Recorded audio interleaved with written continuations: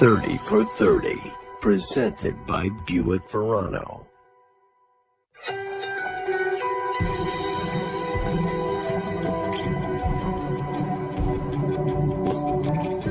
This story is taken from a written piece that Wright Thompson did about 3 years ago.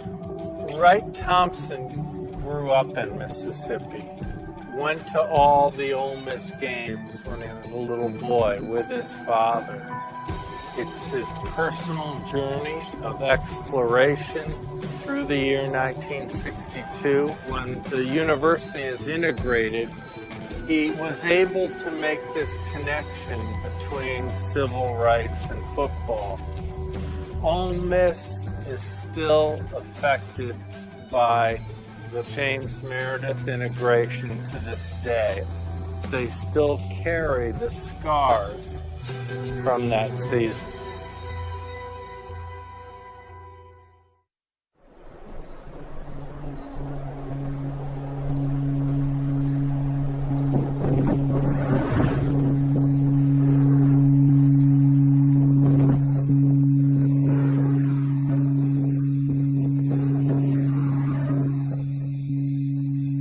When I was 5 or 6, local white supremacists burned a cross in our front yard. My parents, who were politically active in the Mississippi Delta, had a decision to make.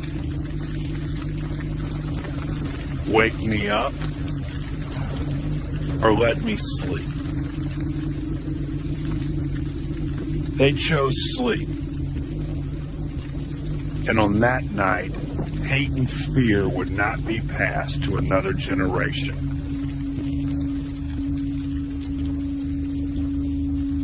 In the years that followed, my parents raised my brother and me to leave old prejudices behind.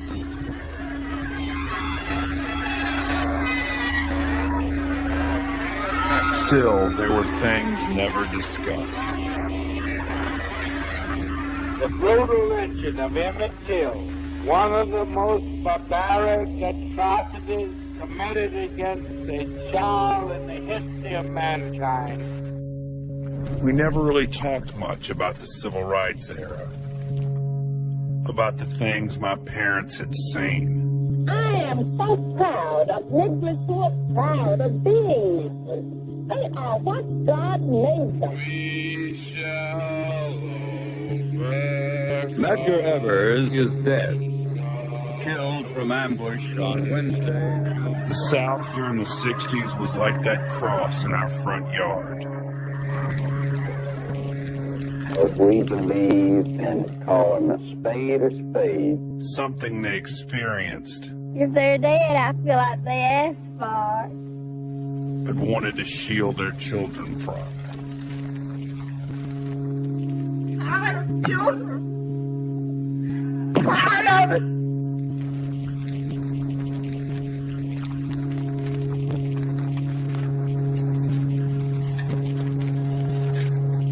Once I grew up and moved away, I began to study the history of the South.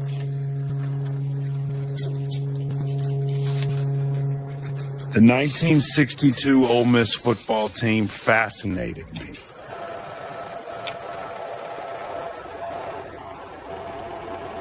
That year, in spite of the school's near self-destruction over integration, or perhaps because of it, the team managed the most remarkable season seen in Oxford before or since.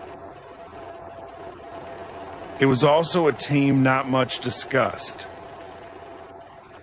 They seemed forgotten, and I wanted to find out why. This is the story of one black man, 30,000 guns, and one of the greatest teams to ever play college football.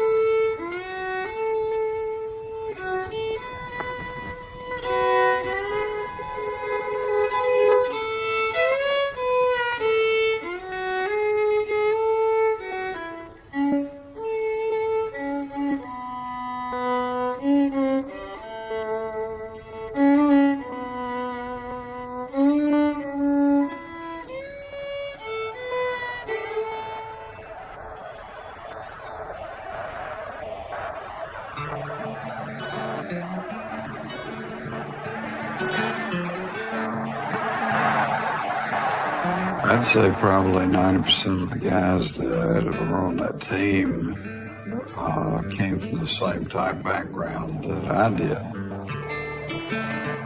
Just country guys that were looking for an opportunity. I didn't know we were poor because everybody else was poor. If you played football, you'd become something of a hero in your hometown. And if you go on to play at Ole Miss, that becomes magnified. We were last in so many features. Last in per capita spending on education, last in per capita income. But in football, we can match up with almost anybody.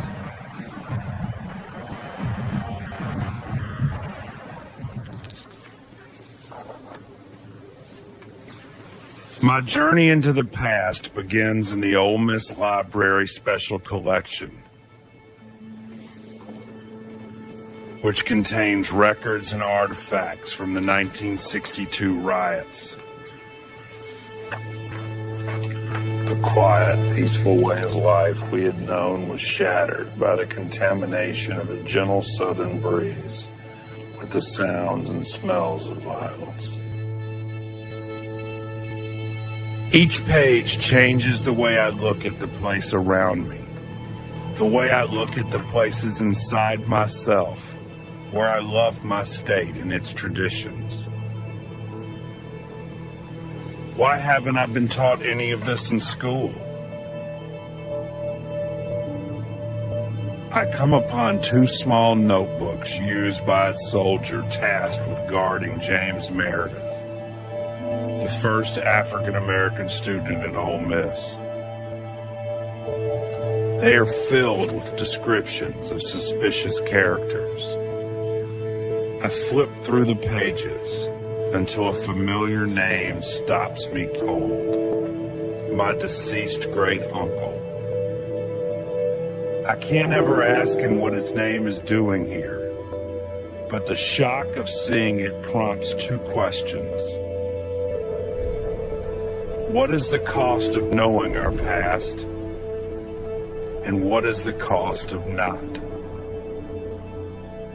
I lived about a block when I was growing up in Fort Gibson, Mississippi, from a black neighborhood.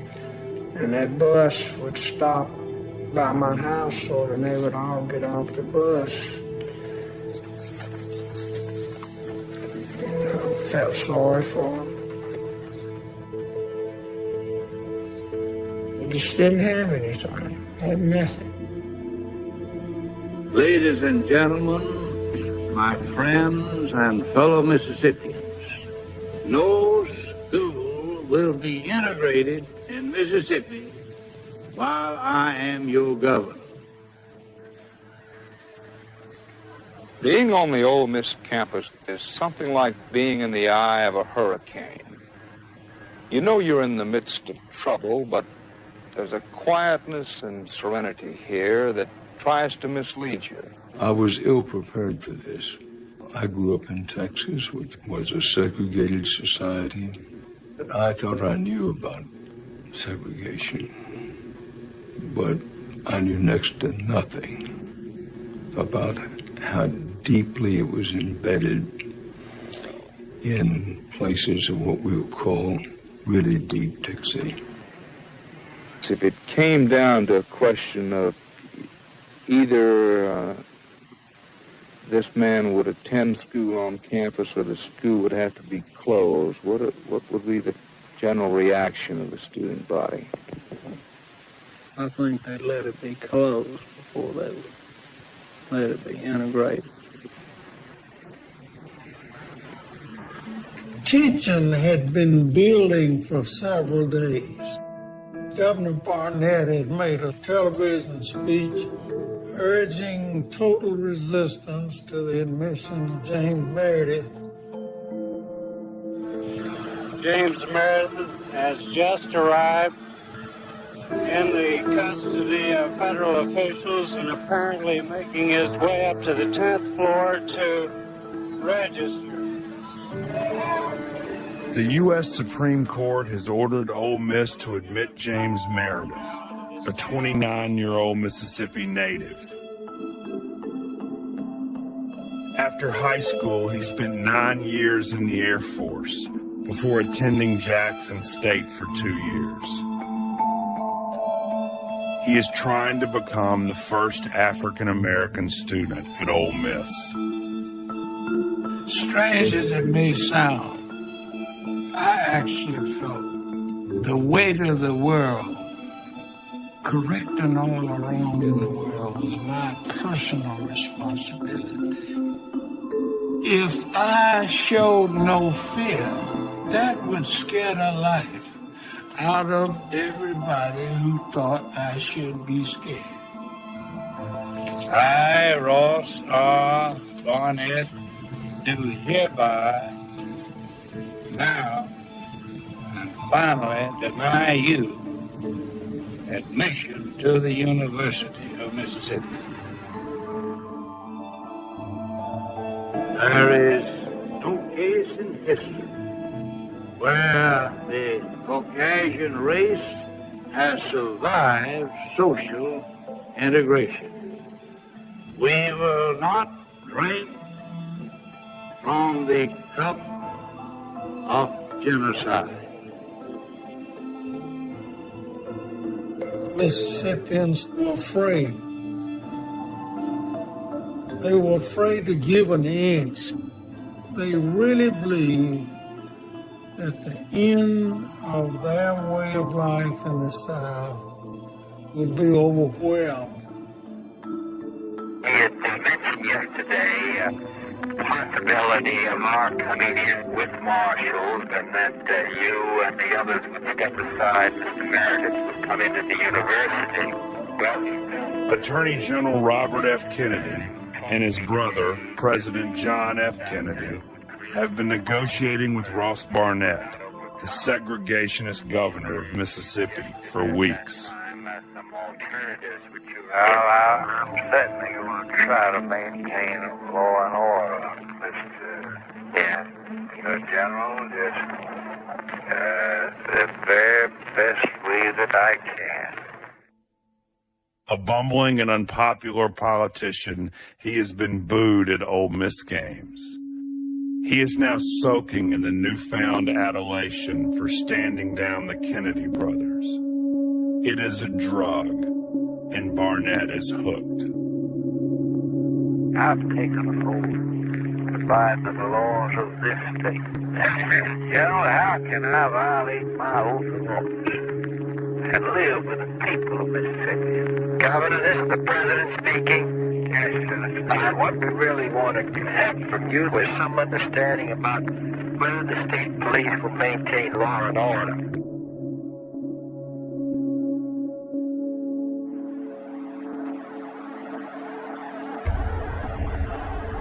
Jackson Memorial Stadium. Ole Miss takes a 7-0 lead versus Kentucky.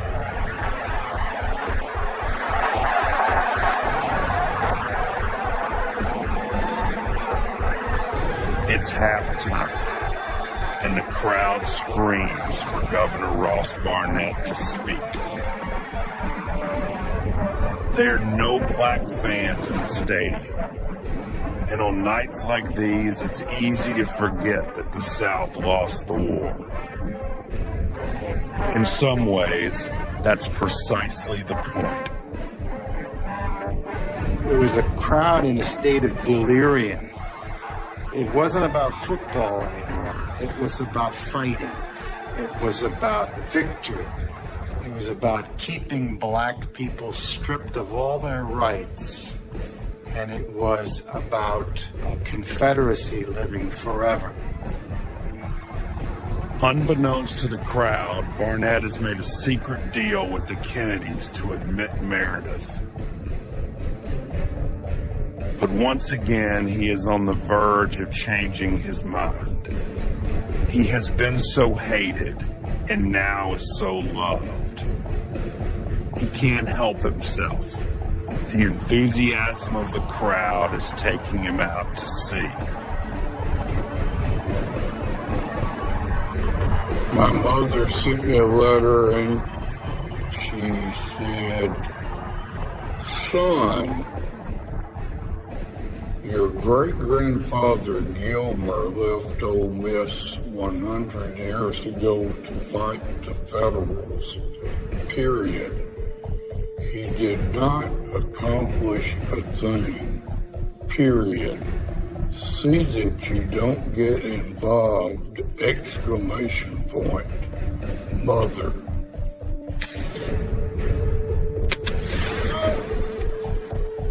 100 years earlier, all but 4 students at Ole Miss dropped out of school to form Company A, the 11th Mississippi Infantry, the University Grays.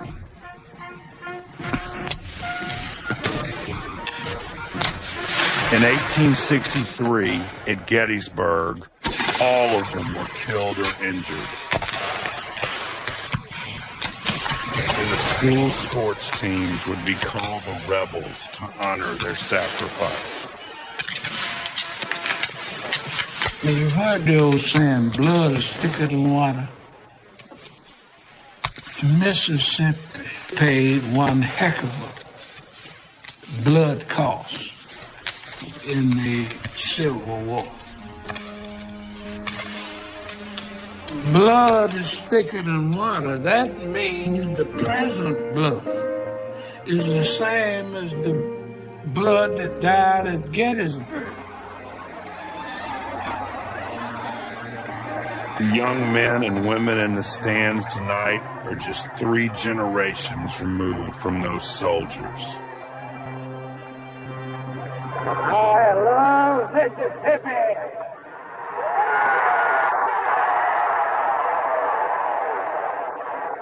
I love her people. Our customs.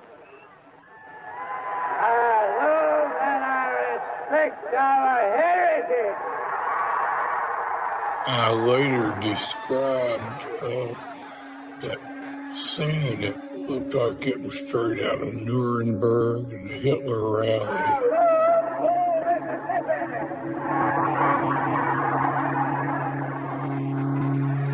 It was almost a shattering experience to be there, to find myself up and cheering, and then all of a sudden think, what am I doing? The Rebels go on to beat Kentucky.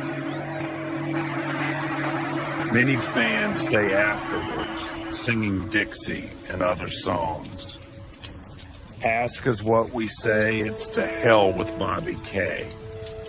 Never shall our emblems go from Colonel Reb to Old Black Joe. Ross Barnett has heard enough. The deal is off. James Meredith will not be enrolled. Never. A few hours later, at 20 seconds past midnight, President Kennedy, whose patience has run out, signs an order sending federal marshals to Oxford, Mississippi. Meredith is secretly ushered onto campus. Long dormant forces are shaking off a century of uneasy sleep. Mississippi is really just a symbol. It's a microcosm for America. It's the emotional heart and soul of America on the issue of race. To conduct a military strike on this piece of land, which was symbolically the heart of the Old South, was completely audacious, very dangerous. And I think of it as the last battle of the Civil War. I had an entire Mississippi history class in junior high. We talked mostly about Indians. Sure, I knew about the Civil War, but I didn't know that it was still being fought in my home state in 1962. and I didn't expect to see a familiar name in the Ole Miss archives. We've had so many conflicts in our past. This is a conflicted state. We have prided ourselves in those traditions of the past, some of which have been glorious, but some of which have been infamous.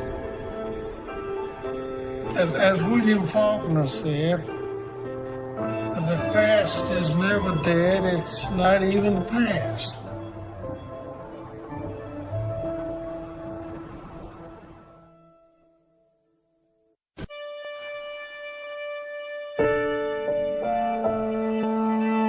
Mississippi in the fall of 1962 is a doomed civilization at its peak.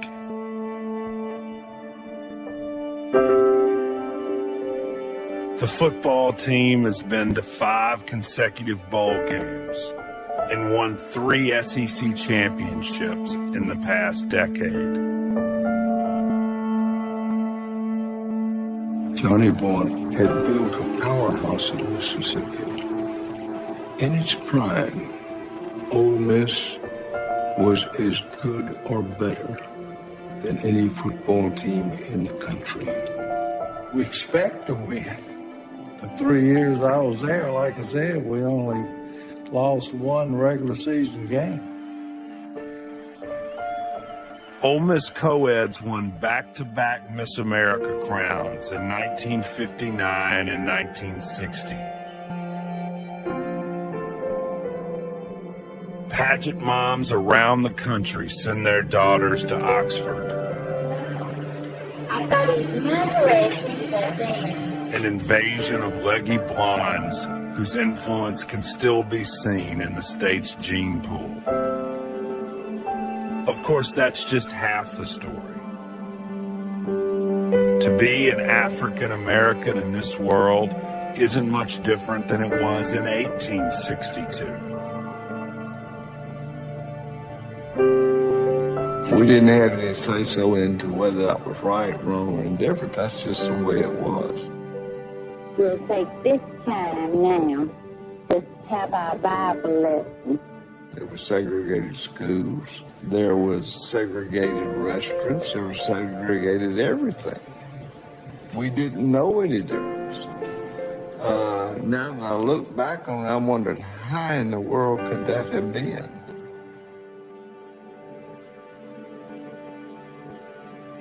It's Sunday. The players head back to campus from the Kentucky game.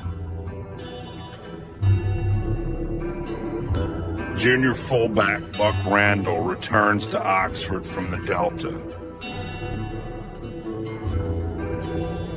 He drives through the flat farmland, cotton all around, waiting to be picked. Anger bubbles just beneath the surface with Randall. When he was a kid, his father was in jail, and Buck had to live with a high school teammate instead of his own family.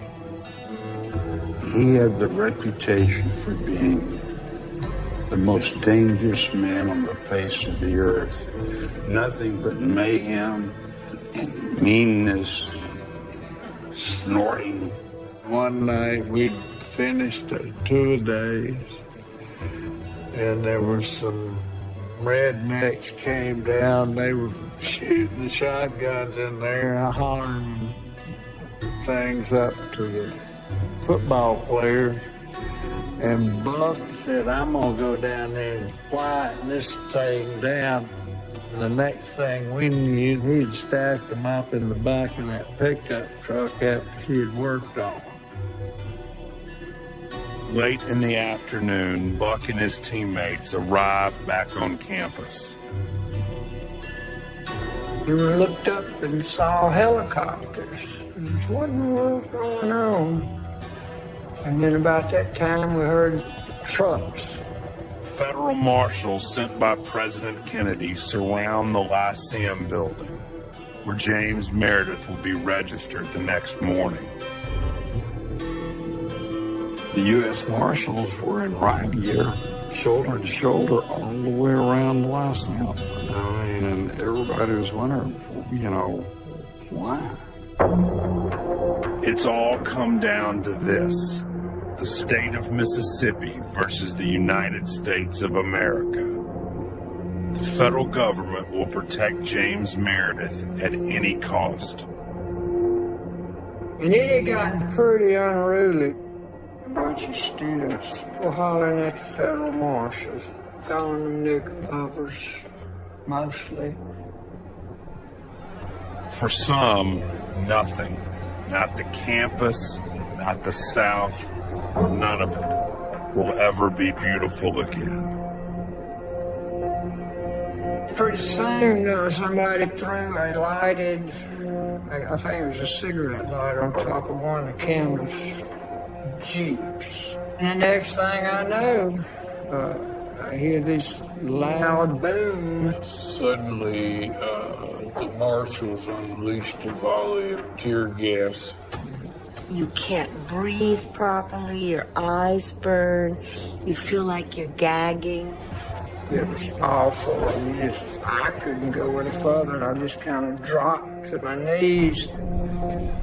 Check NBC is reporting a new riot up there right now. They started picking up limbs, sticks, bricks, anything they could find to charge back up there.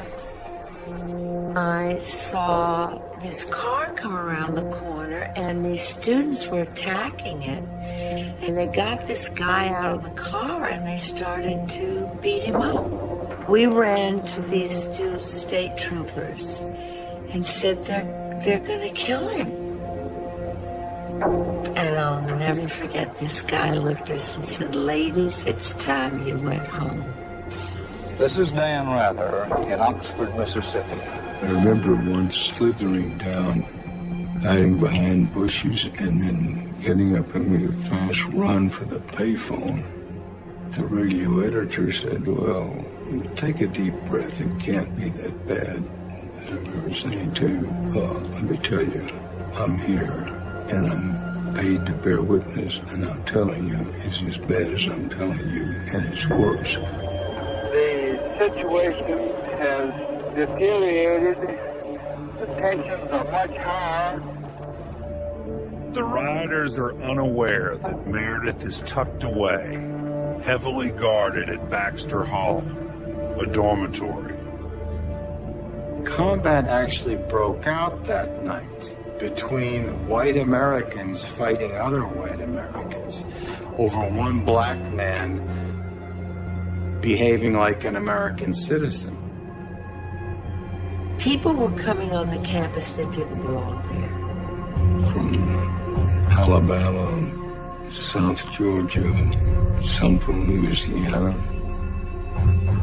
I mean, there was suddenly some real rough characters with signs written on their cars saying, we're going down to get the nigger. I decided I didn't need to stick around at that particular time. We ran to the student union building. We went scampering and sought refuge in a girls' dormitory. And oddly enough, there was a television set. And Kennedy was making a speech. Mr. James Meredith is now in residence on the campus of the University of Mississippi. And for all he knew, Meredith was being peacefully enrolled here.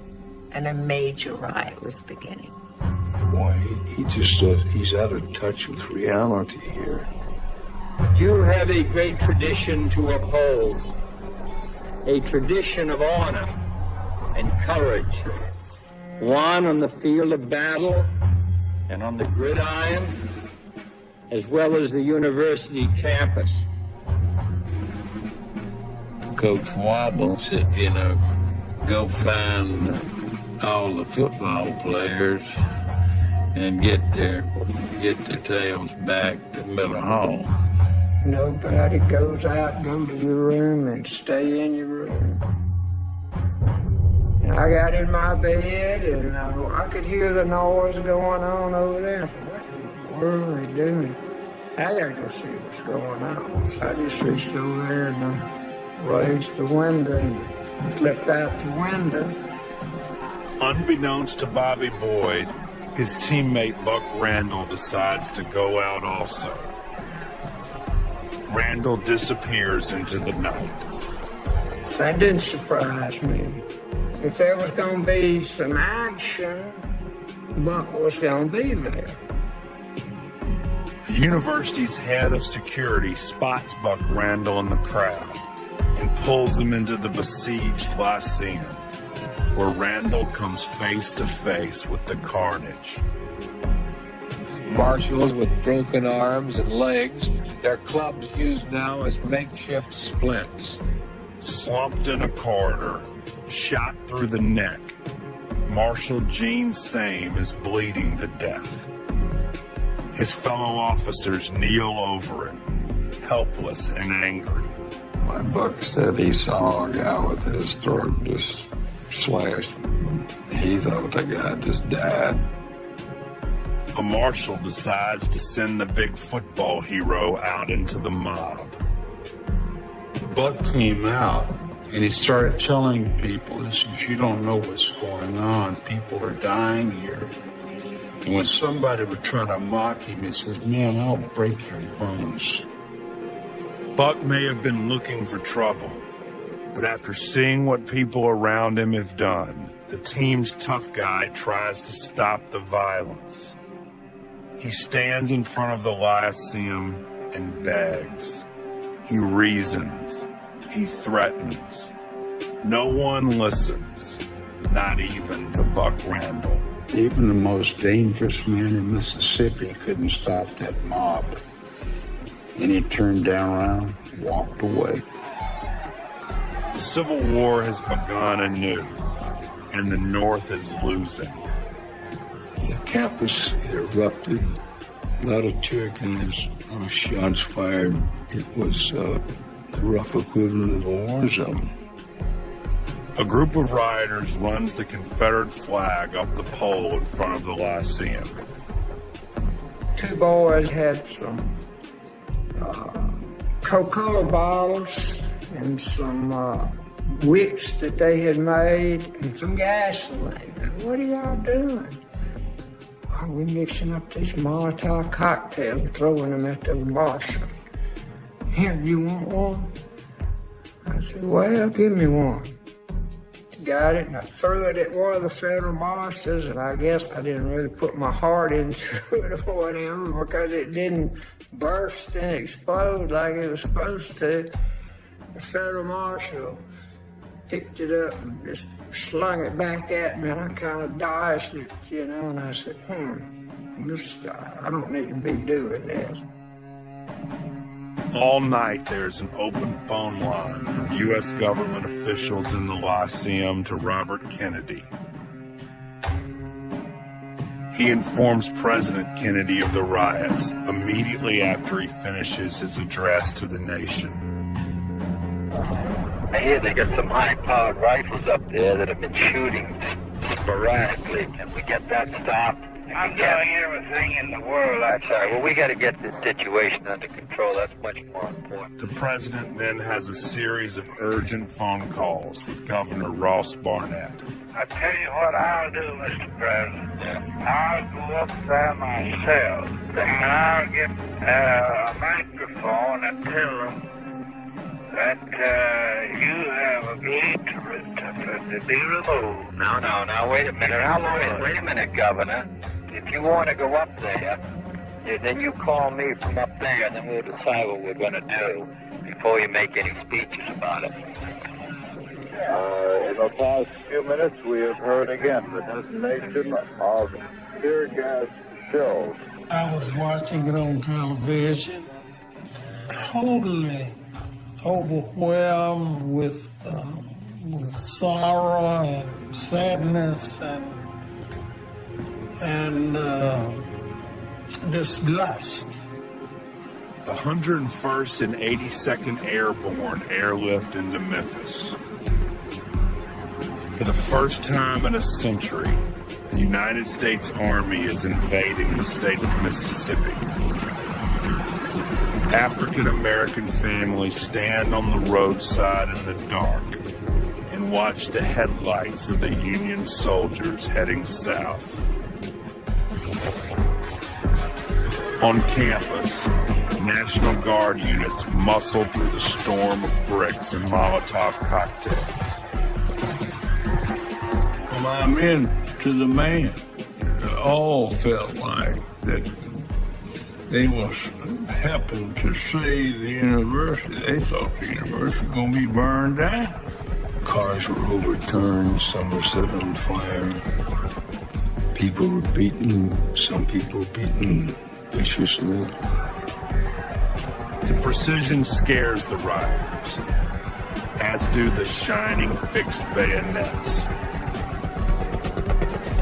By a little after 5 a.m., the troops have pushed the rioters off campus. Hundreds are injured, many severely. 2 men, a local jukebox repairman and a French reporter, lay dead. Paul Yard was assassinated. Nobody really knows what happened to him, but he was shot in the head in the dark. Tear gas hangs in the air. The campus priest walks through the battlefield and silently lowers the Confederate flag. It's over. Now a state, a school, and a football team have to pick up the pieces. I slept through the night. I didn't have nothing to worry about. I had already accomplished my mission, which was to get the federal government to use the United States military to enforce my rights as a citizen. My Mississippi roots run deep, so I've often thought about that night. How many of the people in the mob do I know? Were they parents of friends or neighbors or even relatives? I've asked myself a question. What is required of them and of us? Should they be named?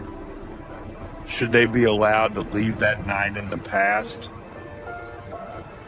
What ghosts remain after all the people slipped away, most denying that they'd ever been there at all? You know, when I walked out of the Lyceum building, it was dawn. It was all smoke and haze and fog, and cars were still smoking over here.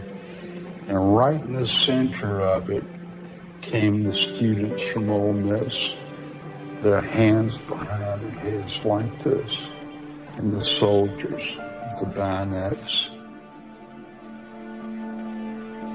I looked up and there were bullet marks all over the columns at the Lyceum. There was tear gas canisters on the ground. It was a scene from hell.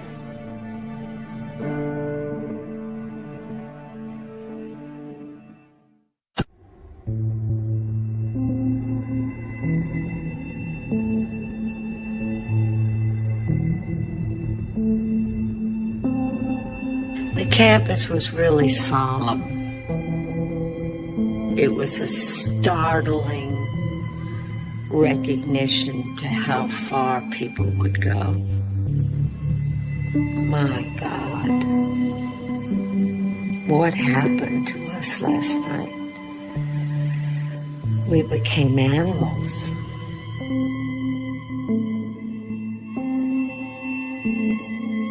It's Monday.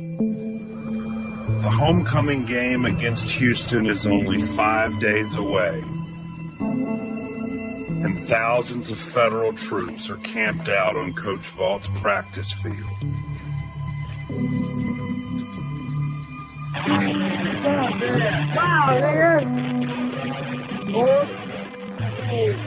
James Meredith goes to class, escorted by armed guards, harassed the entire way. Do you have any feelings of guilt? Have you given that any second thoughts?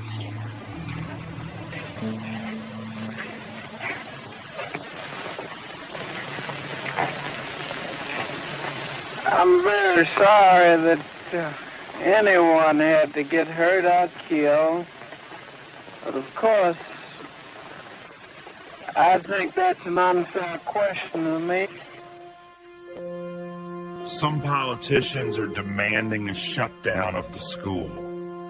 There's really only one overwhelming reason not to shutter the place: the highly ranked rebels. Now, all the students are really looking forward to all the football games, and then if the school is closed, we want the ball games played anyway. In this time of violence and shame, something miraculous happens. Instead of breaking apart, the team pulls together. The nation has seen the worst of Mississippi. These 46 men can show the best. Coach Vaught almost never gives pregame speeches, but in the quiet locker room before the Houston game, he looks out at his team. This time, he has something to say. They'll remember it for the rest of their lives. He would tell us, "You've got to stay together. We've got to win. We've got to show the world that we're not all bad." The Rebels dominate undefeated Houston 40-7. Their record is now 3-0. On campus, the abuse of James Meredith continues. They made his life hell. It was just constant harassment. They had emptied a dorm up there for him to stay in on the first floor. But on the second floor, they'd take turns and bounce basketball for 24 hours. And yet there were a lot of students and professors who were like, come on, let's get on with this. Let's accept this. Let's move forward. The young drama student Jennifer Harmon reaches out to Meredith and joins him for lunch. We all shyly smiled, and he shyly smiled, and we sort of said hello, and we sat there, and nobody said anything, and suddenly, literally, there was a crowd around us screaming. And it was scary. I mean, to have people scream out your name and scream, "Nigger lover." Oh, and even worse things about being a white girl and with a black boy.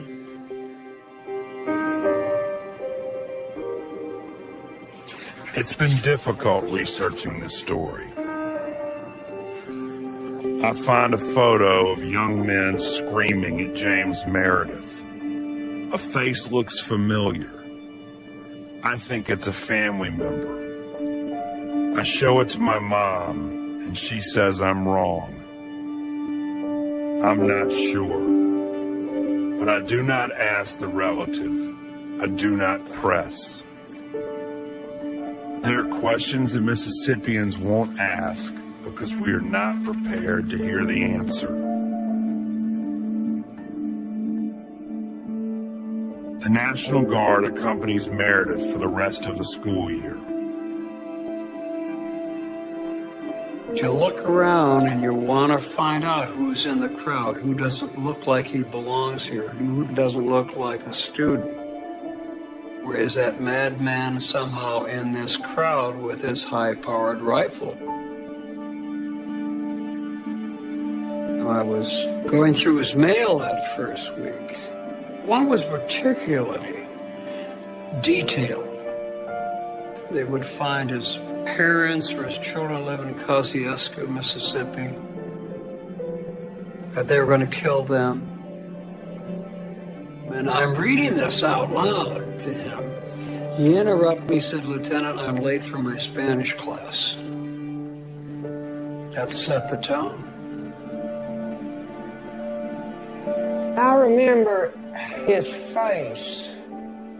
He never showed any emotion. He didn't look scared, but just that same face all the time. Is this a kind of a lonely life for you, despite all these people around you? I've been living a lonely life a long time. I didn't see anything. I didn't see anybody. Did I look like I was looking at anybody? Don't you understand? I not only thought I was equal to God, I thought I was God. If there was anything that people were doing wrong, it was my fault. Because I hadn't figured out how to make things right. Ole Miss cruises past Tulane and Vanderbilt, or drops from 5 to 6 in the AP poll.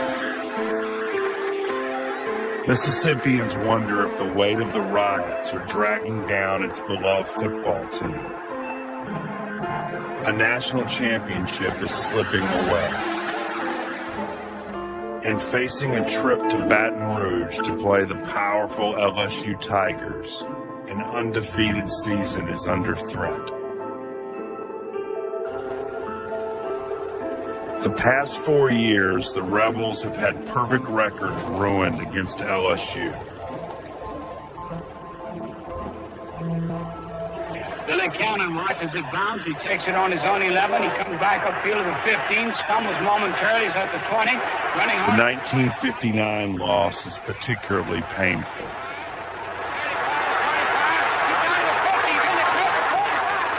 That year, Billy Cannon had his famous punt return.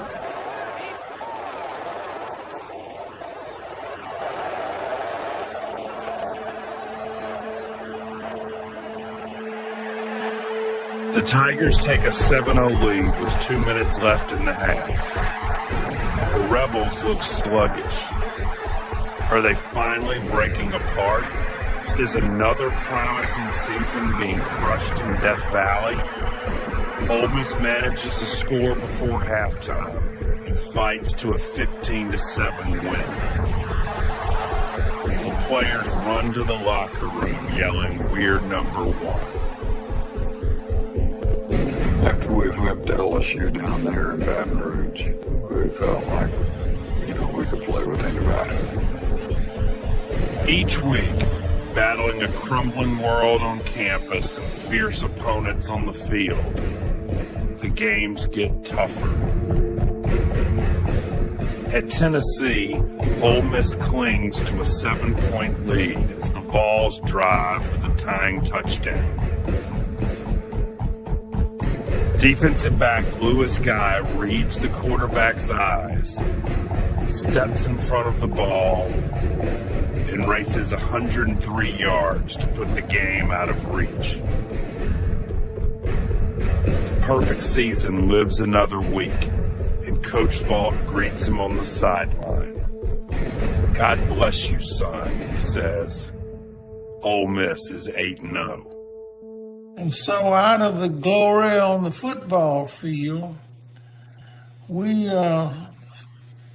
put some balm on our emotional wounds. Not all the students could enjoy the freedoms of campus life. One day he said, "I think I'll go to a football game." The most ordinary thing you can think of for a student. To get James Meredith safely in and out of a Ole Miss football game would require an enormous commitment of troops surrounding him into and out of the stadium.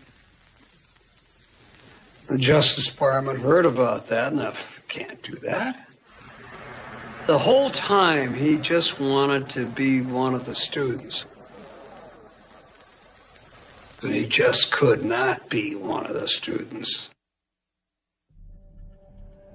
In the regular season finale, backup quarterback Jim Weatherly is driving the Rebels with a slim 7-6 lead. 5.5 minutes left. The team needs one final miracle to stay perfect. A lot of people have labeled it the goof that laid the golden egg. Weatherly misses the handoff. All the defensive backs went this way. And Jimmy had taken the ball and gone around the corner, and nobody was even looking at him. Oh my gosh, this is like a dream. There was nobody out there. Ole Miss wins 13-6. A busted play keeps the perfect season alive. Our trainer came running out on the field and I was laughing. Doc, I missed the handoff. And he said, don't tell anybody. The Rebels finish as SEC champions with 9 wins, no losses, and no ties. Ranked number 3 in the country with a berth in the Sugar Bowl. Incredibly, almost unbelievably, Ole Miss had perhaps his best ever season. How Coach Font and the others managed to do that in the midst of the university torn completely apart is one of the really remarkable accomplishments in college sports.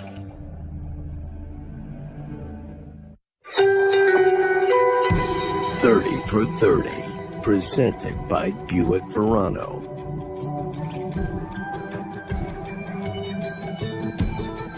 What surprised me was that it was difficult to get the players to talk about the riots, to talk about Meredith, to talk about society as it was before integration. It's painful for Mississippians and for the players especially who don't want to be indicted by the past. They don't want their season to be lost in a haze, in a cloud of tear gas from the riots. They want their season to be recognized. And for a long time, I think they felt overshadowed by that.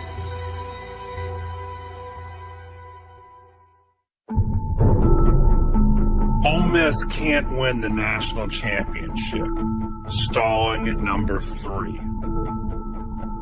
The Rebels head to the Sugar Bowl with nothing to play for but pride. For themselves and for their friends and families back in a battered Mississippi. An undefeated season might not mean much, but it's what these 46 men can do. During a time of violence and shame, the light of one perfect thing can matter a great deal, lasting long after the games are forgotten. The Rebels beat Arkansas 17-13. They've done it. The only unbeaten, untied team in Ole Miss history. Everybody wanted to be number 1, and we felt like we deserved to be. But when you just got through with a season like we had, and all the negative publicity that came from all that, you got a lot of people who are not going to vote for you. Many students and professors leave the university that year due to the riots. James Meredith stays and graduates in the summer of '63. I try to think back about it, and I'm just appalled, and that you know, we tried to treat another human being that way.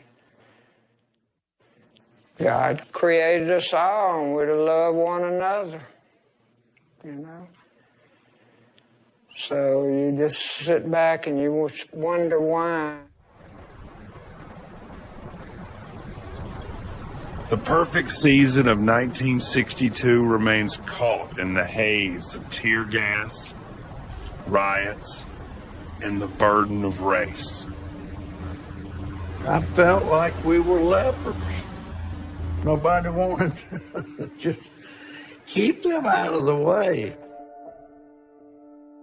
To continue to go back to 62. I don't know if it's defensiveness. I may define it being weary. To have the riot take place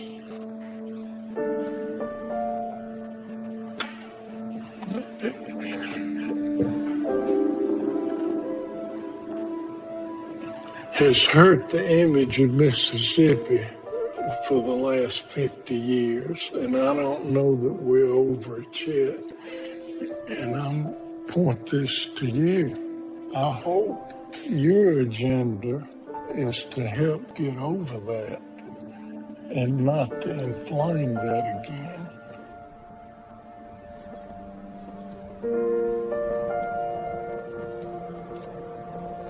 It's kind of like having a scab on a wound that just keeps gets knocked off, and it won't heal. We're kind of ready for it to heal. Healing started the morning after the riot, and it continues. In 1982, John Hawkins, the rebels' first black cheerleader, refuses to carry the Confederate flag at games, an Ole Miss tradition.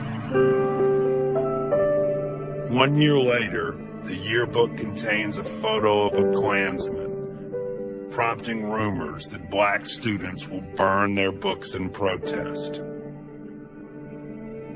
When I see the Confederate flag, it is a very disturbing image to me as an African American who fully understands the history and legacy of slavery in this country and segregation in this country. The university between 1991 and 95 had lost 1,000 students. We had like 5% African American population. The Confederate flag was the most emotionally charged symbol or representation of Ole Miss, and we had to do something about it. Instead of banning the flags at games, which only enraged fans who brought more, in 1997, then Chancellor Robert Kayat banned the flag sticks, citing they were dangerous. From a stadium that was just filled with flags to one that were no flags was almost miraculous. But the conflict over symbols continues. Colonel Reb has been replaced by a bear. The playing of Dixie, the Confederate statues, and even the school name, Ole Miss itself, keep the university battling its past. Any symbol that can be remotely construed or interpreted as having any kind of racial insensitivity should be eradicated. I mean, you listen to Dixie. What a beautiful song. You know? I don't know. I like the fact that Ole Miss had those ties to the Civil War. The Ole Miss rebels, the blue and the gray. I don't think the Confederate stars and bars belongs at football games or on the state flag. And if Ole Miss gets rid of other symbols, that's fine. But I like Dixie too. It reminds me of my father. I tear up when the band plays it slow, even as I know how the song must sound to black Mississippians.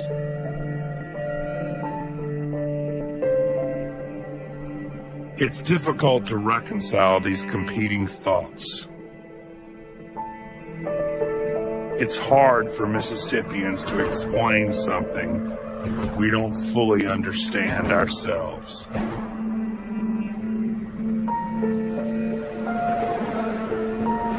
The past is very much with Mississippi.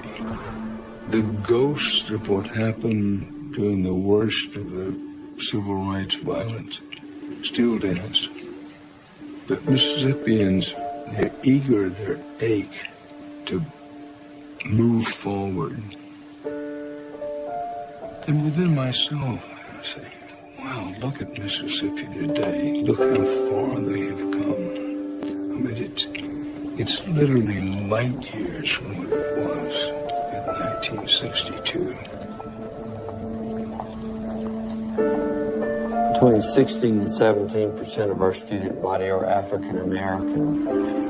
Like every other place in our country, we have good days and days that are not as good as others, but you know, we continue to see racial progress. Hey, how you doing? Senior Kimberly Dandridge, a native Mississippian, is the first African American female student body president at Ole Miss.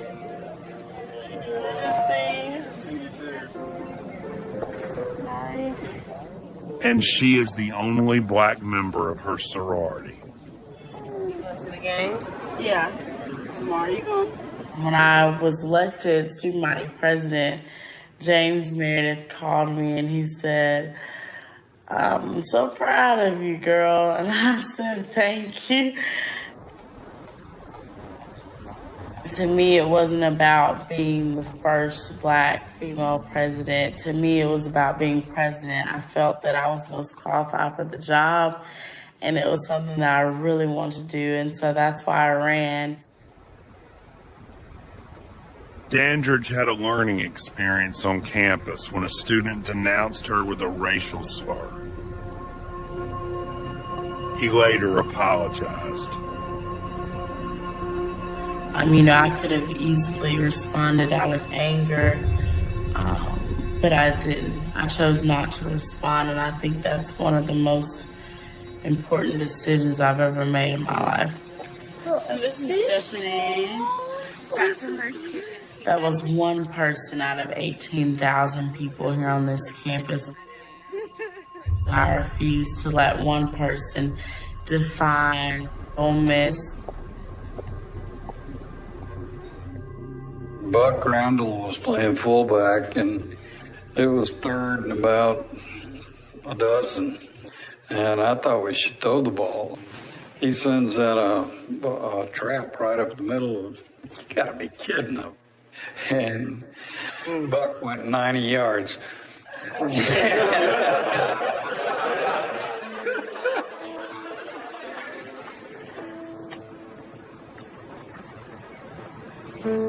So what is the cost of knowing the past? Perhaps it's that people can be hurt.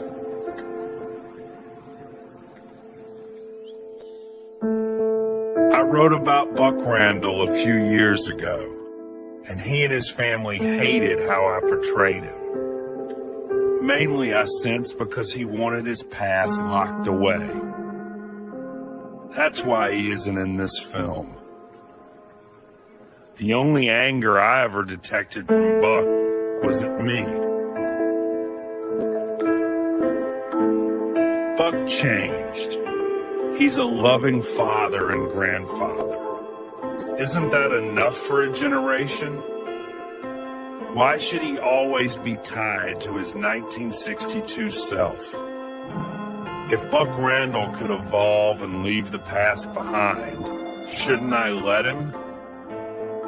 He was a tough guy, but he was a good guy. He was one of the good ones. I looked for him at the reunion, and I heard he didn't come. I hope it wasn't because of me. The bonds formed in those early days after the riot remain intact. The 1962 Rebels are now in that time of goodbyes, losing another teammate or two every year. One day they will all be gone, but what they accomplished will remain. In 1998, a monument was dedicated in the Grove to their success. The Walk of Champions. No longer outcast, they are remembered. Before every home game, today's Ole Miss Rebels honor a team that refused to crumble when everything else around them did. It changed Mississippi forever. Ole Miss football fans may look at their team as having been undefeated that year, but I think what some people may not realize is that America went to war against itself that night, and it won. What is the cost of not knowing? Ignorance. Recently, a block of students chanted, "The South will rise again," before football games, until Chancellor Dan Jones made them stop. Yes, some of 1962 remains, but much of it has been replaced by a new world born from its ashes. The kids playing football in the pregame globe might not know the inscription on the nearby statue. Yes, Mississippi was, but Mississippi is.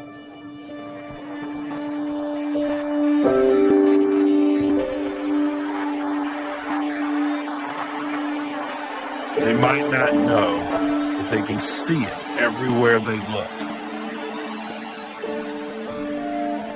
James Meredith can see it too. 50 years after it took the United States Army to get him on the campus, he is now invited by the Chancellor, honored on the same day as the 1962 Rebels.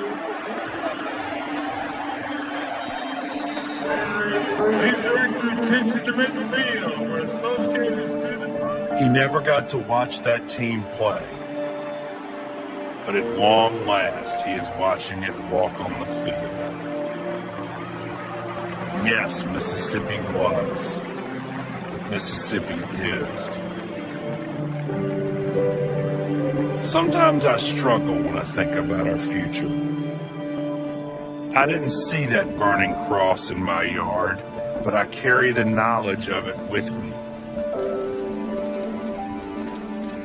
The same forces pushing a mob to riot in 1962, to intimidate my family 2 decades later, remain hidden, simmering.